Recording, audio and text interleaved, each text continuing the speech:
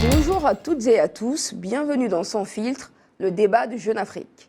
Aujourd'hui, notre émission est consacrée à l'un des sujets qui secoue la scène politique sénégalaise, la dette cachée, au cœur de la fracture entre Bassirou Diomaye Faye et Ousmane Sonko. 2 ans après leur arrivée au pouvoir, le Sénégal traverse une séquence politique décisive. Derrière ce qui apparaît comme un désaccord de la gestion des finances publiques se dessine en réalité une divergence plus profonde. Faut-il renouer avec les partenaires financiers internationaux, notamment le FMI, ou poursuivre une ligne plus souverainiste ? Au cœur de cette crise, le dossier de la dette cachée, révélé après le départ de Macky Sall du pouvoir, une dette qui fragilise les finances publiques, complique les négociations avec les bailleurs de fonds, mais surtout qui crée des tensions au sommet de l'État. Au-delà des enjeux économiques donc, cette dette pose une question plus politique. Pour en débattre, nous recevons sur le plateau Elgas, sociologue et essayiste, producteur de l'émission Afrique Mémoire du continent sur RFI. Nous avons à ses côtés Bara Ndiaye, analyste géopolitique, et nous avons sur le plateau Thaïs Brouk, rédacteur en chef économie de Jeune Afrique. Bonjour à tous les trois et merci d'être avec nous. Bonjour. Bonjour. Avant d'ouvrir ce débat, je vous propose de regarder ce décryptage de 90 secondes pour comprendre la crise en cours au Sénégal entre le président Diomaye Faye et son ancien Premier ministre, qui est aujourd'hui le président de l'Assemblée nationale. 1 an et demi sépare ces deux photos. Sur la première, prise en mars 2024, une étreinte, un tandem. D'un côté, Ousmane Sonko, frappé d'inéligibilité avant la présidentielle. De l'autre, Bassirou Diomaye Faye, son numéro 2, désigné candidat. Leur slogan est sur toutes les lèvres, Diomaye c'est Sonko, Sonko c'est Diomaye. Leur sourire évoque l'espoir d'une victoire face à Amadou Ba, le dauphin du président sortant Macky Sall, et d'une rupture qui fait écho auprès de la jeunesse. Mais de la lune de miel à la lune de fiel, il n'y a qu'un pas. Très vite, le duo devient duel au sommet de l'État. Après leur victoire éclatante, l'exercice du pouvoir vient rapidement briser leur compagnonnage. Sur cette seconde photo, capturée en octobre 2025, les tensions sont palpables. Elles ne cesseront de s'intensifier. D'un côté, un président isolé au sein de son parti, bien décidé à s'émanciper. De l'autre, son Premier ministre qui accuse son ex-compagnon d'un manque de soutien face aux attaques dont il fait l'objet. La rupture est consommée. Elle atteint son paroxysme en mai, quand la doublure limoge son ex-mentor. Quelques jours plus tard, Bassirou Diomaye Faye nomme un gouvernement sans pastef. Un divorce fracassant, en pleine crise de la dette cachée, qui rebat les cartes pour les prochaines élections. Elgas, la rupture entre Diomaye Faye et Ousmane Sonko était-elle inévitable ? Et surtout, est-ce qu'il y avait des signes avant-coureurs qui présageaient cette rupture qu'on a aujourd'hui? Je ne croyais pas que cette crise était tout à fait inéluctable. Et donc, je ne faisais pas partie de ceux qui croyaient qu'il y aurait une forme de rupture parce que c'était inscrit dans les gènes du pouvoir. Et donc, il me semblait qu'il y avait là, dans le compagnonnage de ces deux, une certaine forme de complicité, une certaine forme de solidité face à l'épreuve, et puis une épreuve justement de l'opposition qui a été assez corsée parce qu'ils ont fait de la prison ensemble, et tous les gages qu'ils avaient donnés m'apparaissaient être justement des promesses d'une forme de solidité face au test du pouvoir. Donc je ne pensais pas qu'on arriverait au bout d'1 année, 2 ans, à ces tempêtes justement sur la météo politique de ce nouveau pouvoir. Maintenant, les signes étaient-ils avant-coureurs? Moi, je ne suis pas un devin, je ne suis pas un prophète qui lit dans des boules de cristal et je ne suis pas surtout un commentateur de ragots ou d'informations partielles. Mais ce que je constate, c'est qu'il y a effectivement aujourd'hui une certaine forme de rupture de confiance. Est-elle irréversible? Tout semble indiquer que ce soit le cas. Mais justement, quelles sont les causes profondes justement de ce divorce, de cette rupture de confiance? La dette cachée est un argument, mais je pense que sans doute notre plateau aidera à avoir un peu plus de clarté sur ce sujet. D'ailleurs, j'allais poser cette question à Bara Ndiaye. Quelles sont pour vous aujourd'hui les principales causes de cette tension entre les deux hommes? Alors vous savez, il y a une chose qui est très simple que je n'invente pas, c'est que le pouvoir, c'est quelque chose qui ne se partage pas. Et donc là, nous avons 2 hommes de pouvoir, nous avons un mentor et le président de la République. Ils ont fait le compagnonnage ensemble, ils ont fait la prison ensemble, qu'on vient de le rappeler, Elgas. Donc ils se connaissent très bien. Ils sont de grands stratèges. Ce qui se passe aujourd'hui, c'est que les points de divergence sont nombreux et je mettrais même un petit détail qui est un problème d'ego. Voilà, là-dessus. Pourquoi? Parce qu'on l'a vu historiquement, en termes géopolitiques, on a vu ce qui s'est passé au Burkina Faso avec Thomas Sankara et Blaise Compaoré. C'était un exemple où le pouvoir ne se partage pas encore une fois. Il y a c'est du management top-down, il y a un leader et puis le reste suivent les instructions de leader selon le programme du parti politique. Je pense que les hommes sont assez intelligents, assez stratèges, raison pour laquelle ils sont arrivés au pouvoir. Les points de divergence, on va en débattre, mais la dette cachée en fait partie, effectivement. Est-ce que l'un des événements, la dette cachée aurait pu accélérer ces dissensions entre les deux hommes et donc de fait accélérer le divorce? Parfaitement, parce que dans la mesure où, dans leur projet électoral, il y avait ce qu'on appelle la rupture. La rupture, c'était un consensus en interne au sein du PASTEF. Arrivé au pouvoir, il y a la méthode qui est survenue. La méthode Sonko, c'est la rupture radicale, drastique, et la méthode Diomaye, c'est le regain de confiance, la souplesse pour arriver au même objectif. Donc je pense que la dette cachée a joué un grand rôle aussi, parce que Sonko voulait rompre avec les dictats des instances et des institutions financières mondiales. Diomaye veut le faire, mais avec la méthode. D'ailleurs, pour l'intérêt du Sénégal, bien sûr. Oui.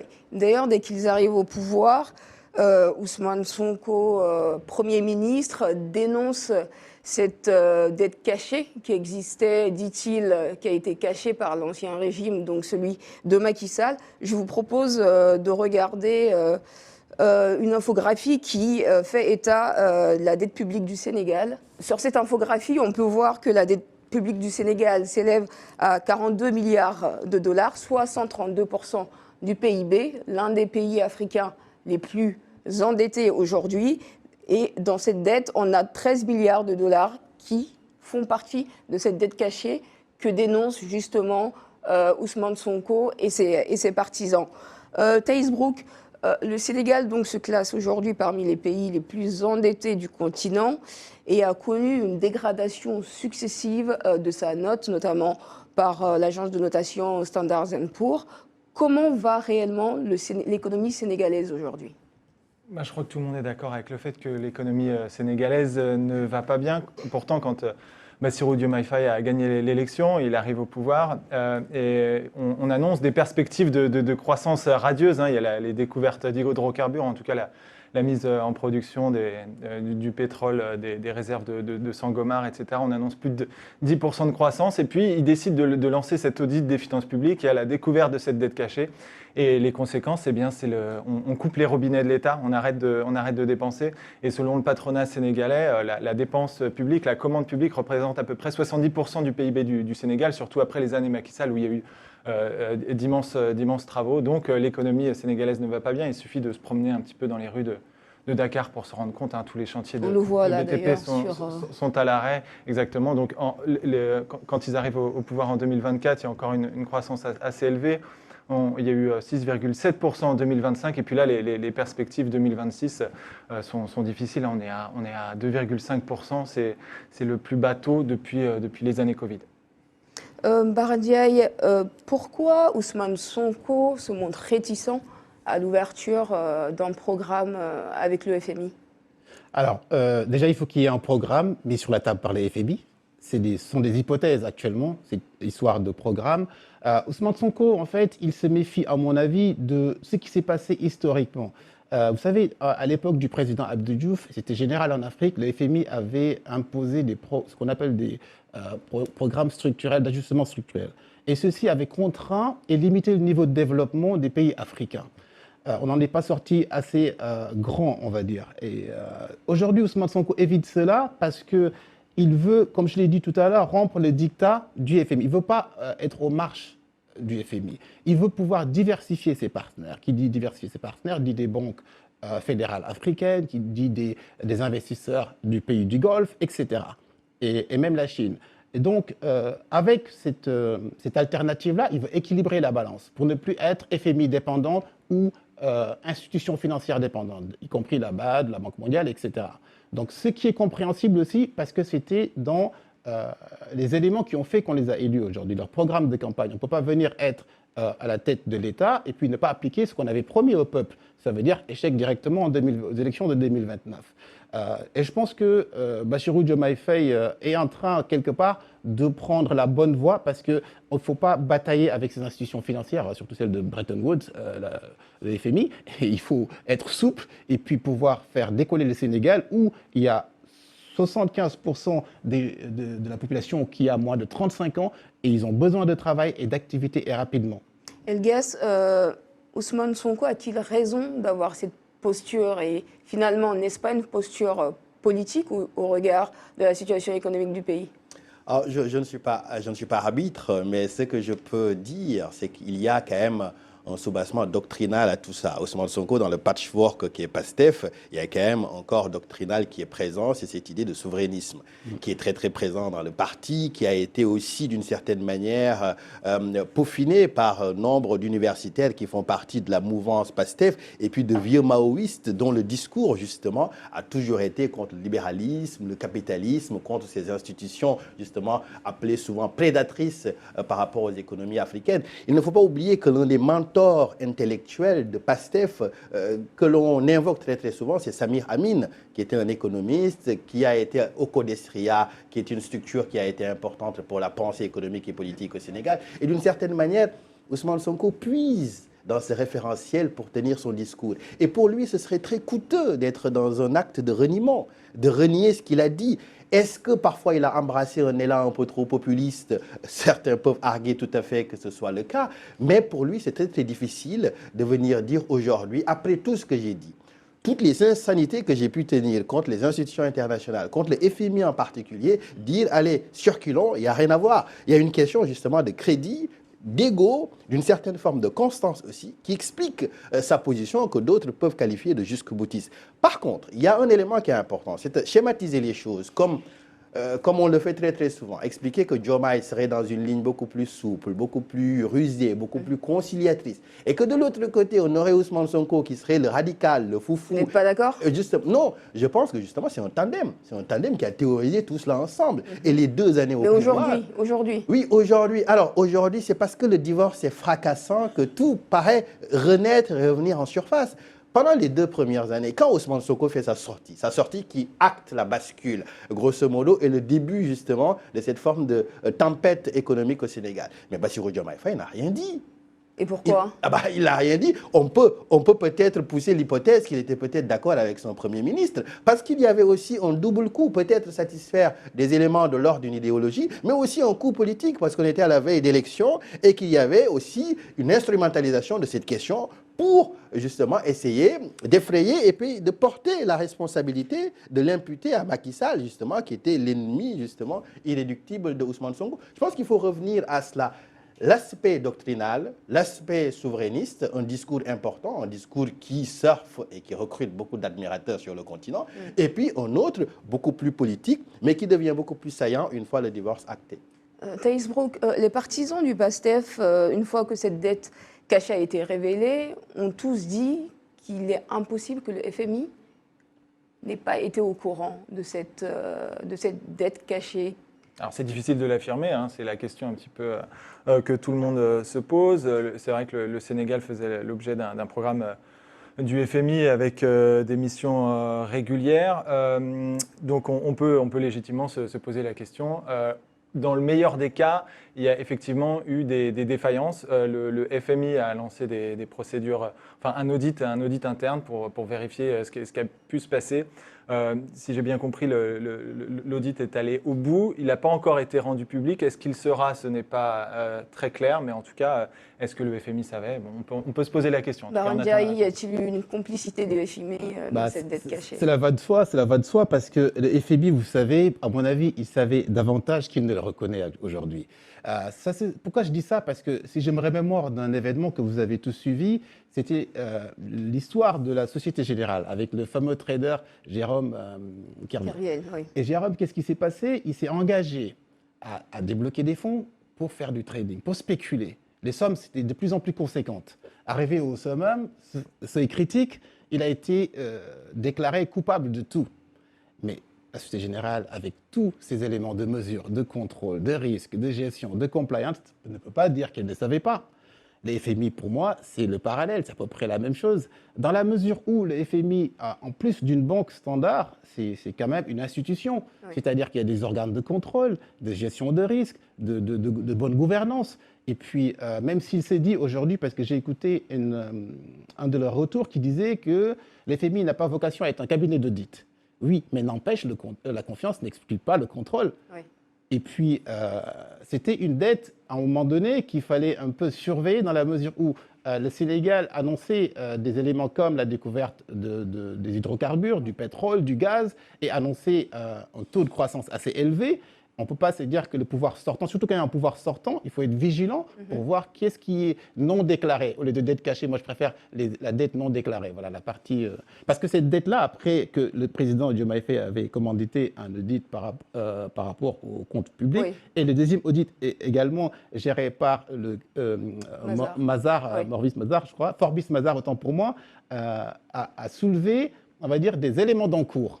C'est-à-dire que ces éléments d'encours-là, c'est le gap entre la dette réelle de l'État, ce que l'État annonce comme dette publique, et les éléments qui étaient dans l'encours des finances publiques, qui fait qu'on a découvert quelques milliards encore qui font monter le taux à 130 et 132%, je pense. Oui. Elgas, vous disiez tout à l'heure qu'au moment de la révélation de cette dette cachée, le président Bassirou Diomaye Faye était sur la même ligne que son Premier ministre. Aujourd'hui, le Premier ministre est parti. Il a nommé un nouveau Premier ministre, Amadou Al-Amin Lo, qui est un ancien de la BCEAO. Est-ce qu'on peut aujourd'hui considérer qu'avec cette nomination, cette histoire de la dette cachée est derrière le Sénégal et qu'on se dirige vers l'ouverture d'un programme ? Ah oui, ça peut être un vœu pour tout le monde, parce que je pense que plus vite on mettra cet épisode derrière, mieux ce sera pour les perspectives sénégalaises. Alors vous l'avez rappelé, et d'ailleurs c'est assez éloquent, l'architecte aujourd'hui à la tête du gouvernement, c'est Amadou El-Amin Lo. Il a été le ministre, il a été le secrétaire, je crois, dans le gouvernement. Il a été justement au cœur de ce qu'on appelle maintenant au Sénégal très abusivement le système. Il a été justement directeur de la BCEAO. Donc c'est un homme justement qui, si jamais il y a dette cachée, il lui a été caché. Et ce n'est pas très très bon signe que ceux qui doivent être les gendarmes des finances publiques, d'une certaine manière, soient dribblés. Parce que je reprends un terme qu'il a utilisé, il a dit qu'il a été dribblé, qu'il n'a rien pu voir. Vous savez, le président Macky Sall a pris un avocat très charismatique et puis très très bavard, qui avait fait une conférence de presse au Sénégal. C'est Pierre-Olivier Sur. Il utilisait cette formule en disant, pour l'instant, moi je ne vois pas de dette cachée, je vois des rapports cachés.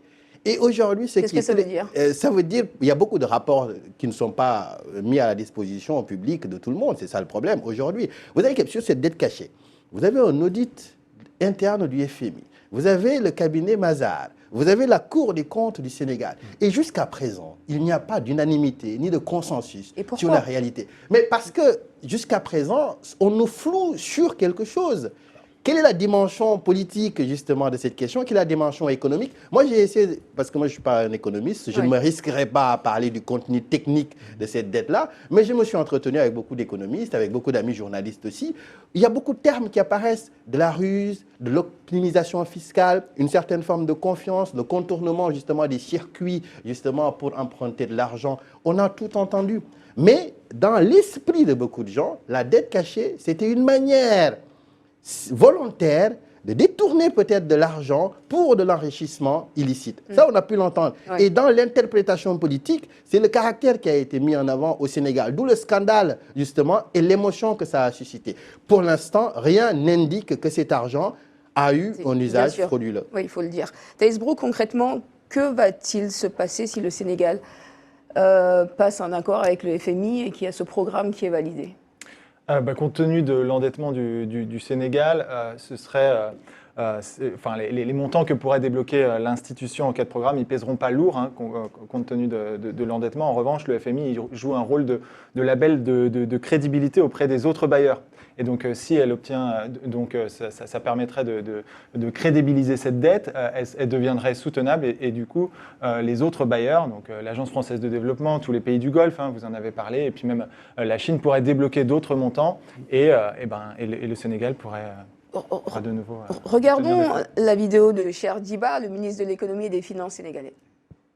La position de l'État du Sénégal n'a pas varié parce que les mêmes arguments, ils nous convaincent, nous, qu'on peut traiter la dette en atteignant les objectifs qui sont visés par les défenseurs de la thèse de la restructuration. Nous pouvons atteindre ces mêmes résultats avec le plan de traitement de la dette que nous avons, mais avec un coût d'opportunité le moins élevé possible. Ça, c'est clair, net et précis. Nous l'avons défendu, nous l'avons discuté avec les partenaires et nous continuons d'en discuter. Thijs Broek, il y a un mot assez important que le ministre vient d'employer, c'est la notion de restructuration.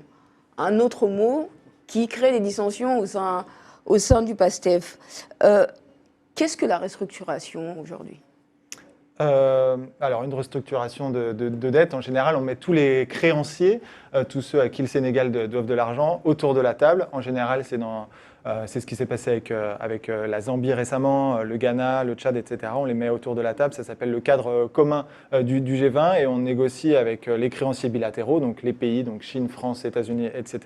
Et puis dans un second temps, en général, on met ceux qui ont acheté des eurobonds du Sénégal, donc il y a en général, c'est des fonds de pension internationaux et ensuite on négocie. En général, il y a des perdants, c'est-à-dire que notamment les fonds de pension, la dette va être prolongée, le Sénégal va rembourser sur plus longtemps, il y a une partie des intérêts qui vont être annulés, mais l'objectif au bout du compte, c'est que le Sénégal puisse payer, ne fasse pas défaut et que sa dette soit soutenable, quoi. Regardons une vidéo d'Abdoulaye Diaye, lauréat du Africa Next Gen Economics Prize. Moi, je vous dis ce que les données disent, une comparaison des pays autour du monde et dans les différentes situations. C'est qu'une fois qu'un pays est en situation de défaut total, ce pays-là se retrouve dans un chaos total, où ceux qui ont les obligations peuvent aller à Londres, dans les cours légales de Londres, et porter plainte contre le pays. Voilà, on se retrouve dans cette situation très difficile. Hein? Maintenant, dans ce cas de figure, une restructuration préventive peut être moins pire. Hein? Moins pire, c'est parce que nous ne sommes plus de toute façon dans le cas du Sénégal dans une bonne situation. Donc peut être moins pire qu'un défaut total. Ndiaye, est-ce que accepter une restructuration constituerait un mauvais signal pour l'électorat du PASTEF ? Alors, qui dit restructuration, bien sûr, dit impact sur le budget de l'État et dit aussi contrainte du FMI par rapport aux modalités de remboursement, par rapport à la soutenabilité de la dette, par rapport aux échéances de remboursement. Et tous ces facteurs font qu'on sera obligé de passer par une loi de finances ou autre à l'Assemblée nationale. Et ça, vous savez, il y a une dissension entre les deux hommes. Oui. Sonko gère la partie, on va dire, législative, Assemblée nationale, et risque de blocage éventuel. Mais pour l'intérêt du pays, je pense que ces deux hommes, encore une fois, sont assez intelligents pour ne pas aller dans cette voie. Moi, je pense que pas une restructuration, mais un programme entre les FMI et, sans pour autant m'improviser spécialiste de l'économie, un programme entre le FMI et le ministère des Finances, un accord, pourrait débloquer la situation. Et à côté de cela, bien sûr, diversifier les partenaires et pouvoir donner un gage de confiance aux investisseurs et bailleurs internationaux pour qu'ils viennent investir au Sénégal, prêter des capitaux au Sénégal et éventuellement amener les agences de notation comme Moody's à relever la note du Sénégal qui est actuellement très basse aujourd'hui en termes de notation qui est à B3, je pense, si... Elgas, si restructuration il y a, cela ne risquerait pas d'alourdir le quotidien des Sénégalais ? Oui, c'est un risque, c'est-à-dire, Ndiaye l'a rappelé, c'est-à-dire des politiques de jet économique lors des ajustements structurels sont devenues assez totémiques sur le continent.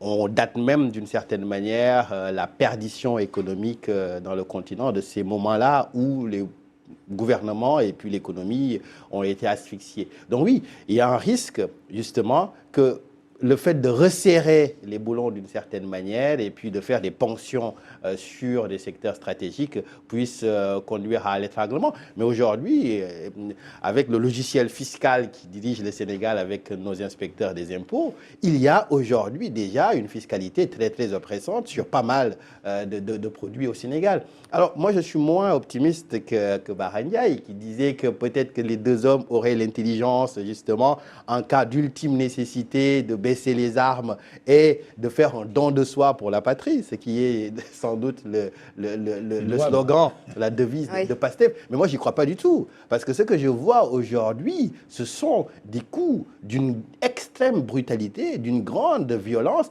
Et c'est comme dans tous les divorces. Une fois que le divorce est acté, maintenant, il y a une forme de litanie de violence absolue. Le mot restructuration, il crée sans doute dans la tête des partisans de Ousmane Sonko et du Pastef sans doute originel et plus radical, l'idée qu'on serait dans un reniement. Et ça, c'est très très important, qu'on aurait capitulé d'une certaine manière face au FMI. Et ça, pour eux, c'est un enjeu qui est capital. Alors qu'aujourd'hui, je ne pense pas que le Sénégal ait le luxe et la latitude de refuser justement une restructuration. Parce que la situation est tellement urgente qu'il y a une nécessité de souplesse, d'intelligence et puis aussi de regarder sa fierté avec un regard peut-être moins égotique. Les gens craignent les programmes d'ajustement structurel, mais de fait, au Sénégal aujourd'hui, il y a déjà une cure d'austérité. Exactement, oui. Il y a déjà une cure d'austérité.